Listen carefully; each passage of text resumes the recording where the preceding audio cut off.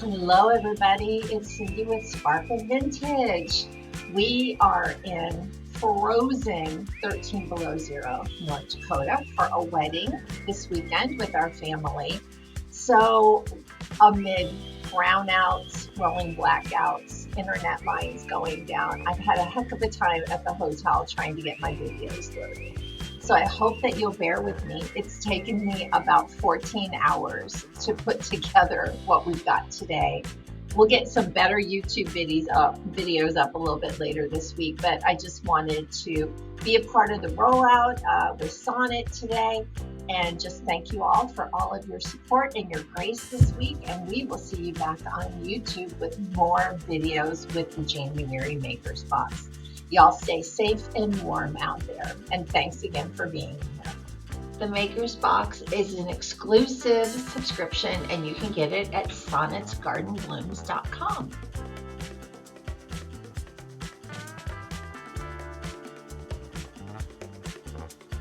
Well, first off, I had this wonderful tag in my stash in my closet, and when I saw Connie's beautiful birds, I thought, wouldn't that make a lovely tag? So some of the projects I did today may not be for any particular time of year, but I thought this is a great one to put away even for next season for the holidays. I'm using Connie's rice paper, Winter Freeze, and I am certainly relating to that this weekend. I love Connie's rice papers. They're so sturdy. They take a lot of wear and tear as you're using them, and they're a great piece to start off with. In the rice paper realm, they're not as delicate as decoupage. So if you're just learning techniques and you need a little forgiveness and the give of the paper, Connie's papers are a great way to go. I just love the beautiful artistry that she uses in her work and her Connie's lines in her designs, and I was really happy with this beautiful tag. I used some of the paint from the Makers Box. I definitely used some Seaside from a previous box that we received, and I also used some of the Fusion paint in the Elmwood. And also Highlander, which came from a previous Makers Box as well. I thought those colors accented the berries in the picture beautifully.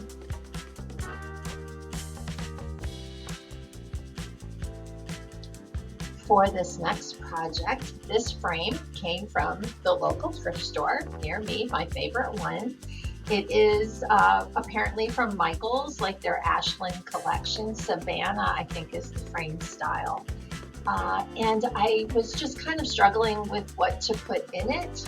I didn't care for the light splatter all around it. I felt like it didn't match the rest of the heavy iron and metal in the frame. And my mom suggested that I use one of Connie's birds to match the bird that's on the frame, and what a great idea. It was a simple flip. I just used Elmwood from Fusion Paint that was in the box this month, and then I also bronzed it with some Prima Marketing Finnabar metallic wax in the bronzed coin. So I think all in all, it came out really great, and I was really excited to see such a quick makeover have such an amazing impact.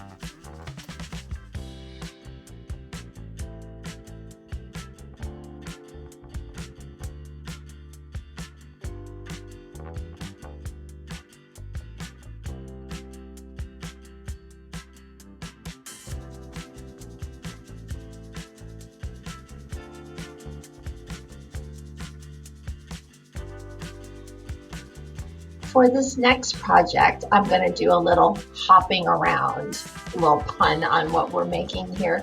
I had this beautiful set of wood frames in my stash. I think I found them 2 or 3 years ago. Multiple of them that I bought, literally never took them out of the craft paper wrapper. And the colors this month with Sonnet's box were just the most identical colors to those frames, and I immediately remembered that I had them. So the chestnut mare and the elm wood. I didn't even have to paint these frames. I did a little on the inside just for accent, but for the most part, Royce's beautiful paper was just, an antique postage was just the perfect decoupage paper for these frames. So there are a couple of steps that are missing because I couldn't get the videos loaded, but I'll try to do an upgraded video for the YouTube channel a little bit later on this month with more items from the box. So it was just regular decoupage paper. I applied it with Big Top and liquid patina and a little bit of Distress Collage Medium from Ranger ink. Distress Collage is kind of my little go-to rescuer when I tear paper or I go too fast.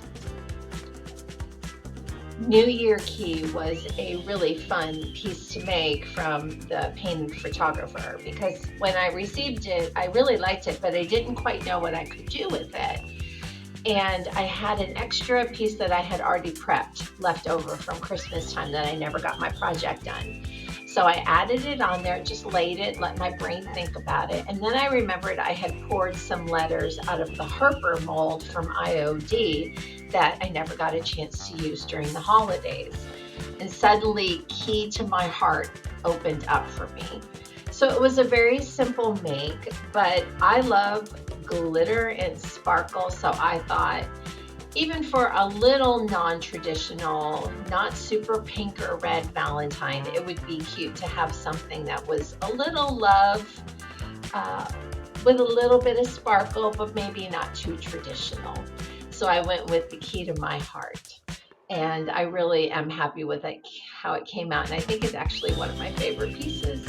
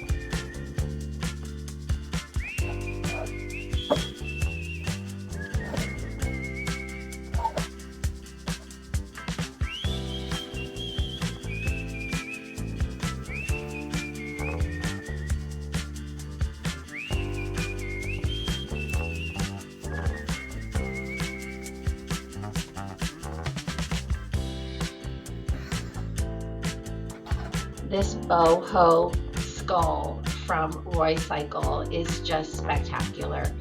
I'm not a big boho or southwestern person, but I really thought there was something intriguing about it, and it totally stretched my imagination. It's a huge skull, but to me, I felt like this skull had lived a life. It was beautiful, but I wanted to grunge it up a little bit. So I took some distressed medium crackle paint from Tim Holtz and painted it onto the decoupage paper after I had treated it and sealed it with Big Top.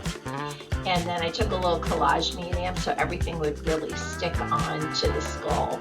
And I put that crackle paint over the skull. It cracked up beautifully. And then I took some distressed crayon and rubbed it into the cracks to kind of give it that darker, cracky, chippy goodness. And so the picture that I have next to the skull will kind of highlight there all of that, what that chip looked like. It's kind of difficult to see unless you're up close to the skull, but it was a really fun and challenging piece for me because I wasn't sure if the crackle's really unpredictable. You never know if it's going to feel like doing what you want it to do. And I was just really happy that it came out as I had hoped. And then I took some more stickles and went ahead and stickled all of the flowers and also put some glossy accents from Ranger on some of the flowers to just give them some dimension. So when I came away from the Boho Skull, I've now decided that I'm crazy about her, and I think I may keep her and hang her in my studio. So again, super challenging project, and loved that it stretched me beyond my imagination.